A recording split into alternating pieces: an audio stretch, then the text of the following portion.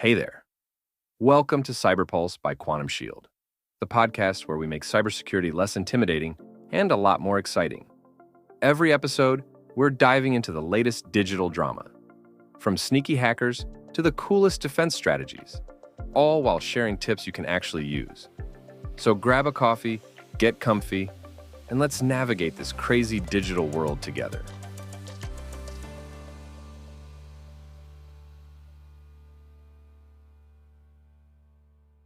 Hey, deep divers, welcome back. Ready to explore something a little different this time?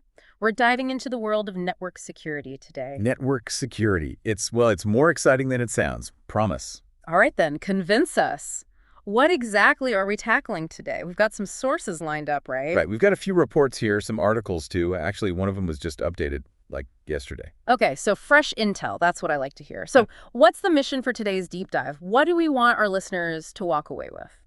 Think of it as a crash course in network security. The need to know, the what to do, and how to not freak out about it all. Love it. A digital security cheat sheet. I'm here for it. Exactly. We're talking the essentials. Yeah. What network security even means, the stuff that keeps you up at night, hackers, malware, and most importantly, what you can actually do about it.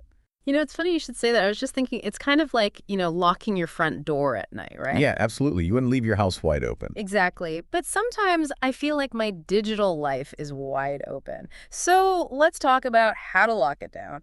Where do we even begin? Okay, so cornerstone of network security is this thing, the CIA triad. The CIA triad. Now, are we talking spies and secret agents here? Well, not exactly Jason Bourne stuff, no. CIA here stands for confidentiality, integrity, and availability. These are think of them as the pillars, the foundation of a strong security posture. Okay, so break it down for me. Confidentiality, we're talking about like top secret files, that kind of thing. Think of it this way. Your passwords, your online banking details, your private messages. That's confidentiality, keeping that stuff secret. Makes sense. Like, imagine someone snooping on your online banking session. Not good. Definitely not. So that's confidentiality. What about integrity? Integrity. Okay, so think of someone messing with your data, not stealing it, but changing it. Okay, like someone hacking my bank account and changing my balance to zero. That's one way to put it, though. It's a bit more nuanced. Think more like someone subtly altering your bank statements to show a lower balance, hoping you won't notice, or maybe a medical record being tampered with. That's an integrity breach. Wow, okay, yeah. That's scary stuff. And then there's availability, which sounds pretty straightforward, right? It seems that way, but it can get complex. Basically, availability is all about making sure your data and systems are accessible when you need them. Like, ever tried to buy concert tickets online, but the website's down? All the time. So frustrating. Right. So that could be a server issue, but it could also be a denial of service attack, where hackers flood a website with traffic to overwhelm it and take it offline. That's crazy. Okay, so we've got the CIA triad, confidentiality, integrity, and availability. Now, who are we protecting ourselves from? Who are the usual suspects in the world of network security?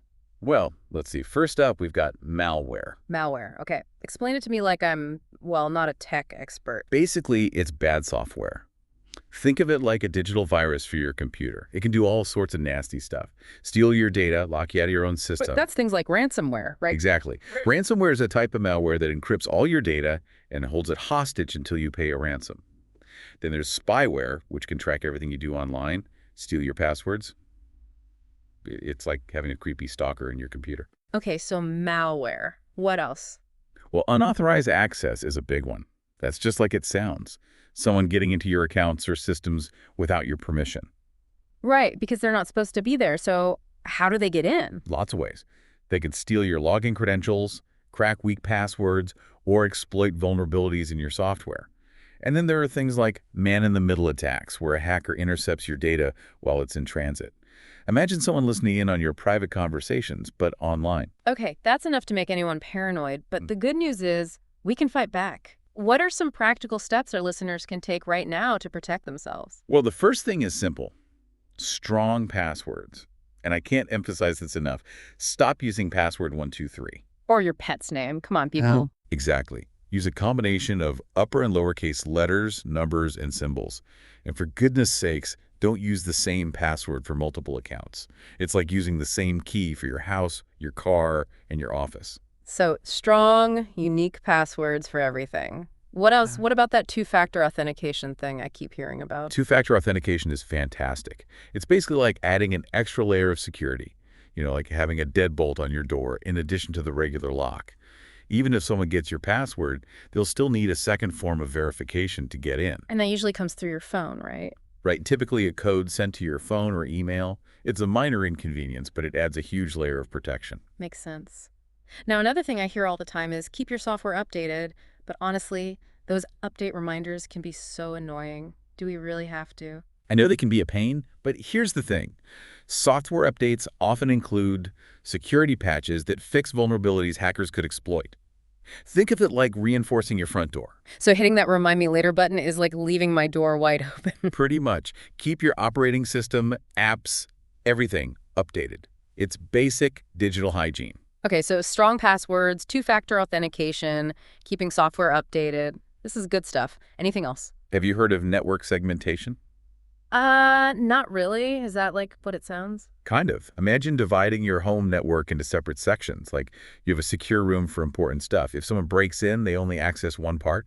Okay, I can see how that would be useful for businesses, but what about for everyday folks like me? Well, maybe not so much for a simple home network, but it's still good to know about. Now, moving on to something that affects everyone. Phishing scams. Phishing scams. Those emails that try to trick you, right? Exactly. They might look like they're from a legitimate company, but they're designed to steal your personal information. Passwords, credit card numbers, the works. That's be careful what you click. Exactly. Be wary of suspicious links or attachments, especially if they're unsolicited. And if something feels off, it probably is. Double-check the sender's address, look for typos. Don't give away your information too easily. Right. Be cautious about what you share online, and be especially wary of websites that ask for too much personal information. And public Wi-Fi. Should we be avoiding that? Public Wi-Fi is convenient, no doubt, but it can also be a goldmine for hackers. It's best to avoid it for sensitive transactions like banking or shopping. If you must use it, consider a VPN, a virtual private network, which encrypts your traffic. Good to know. Okay, so we've been talking a lot about prevention. But what happens if, despite our best efforts, we do become victims of a cyber attack? Don't panic. The first thing is to change your passwords immediately. And if you think your financial information has been compromised, contact your bank or credit card company right away. And report it to the authorities, right? Absolutely. File a police report and consider reaching out to a cybersecurity professional if you need help cleaning up the mess. This is a lot to take in, but really helpful. It's amazing, or maybe terrifying, how much we need to think about in the digital age. I know. It can feel overwhelming, but it's more about forming good habits. It's like looking both ways before crossing the street. Simple, but essential for staying safe. Love that analogy. So as we wrap up this deep dive on network security, what's the one thing you really want our listeners to remember? Knowledge is power. Stay informed about the latest threats, keep questioning, and keep learning. The digital landscape is constantly changing, but you've got this. That's our deep dive on network security. Remember, folks, stay vigilant, be proactive, and keep your digital life locked down. And until next time, stay safe in the digital world. See you next time on The Deep Dive. Thanks for hanging out with us on CyberPulse. Remember, cybersecurity doesn't have to be scary. It's all about staying sharp and a little bit savvy.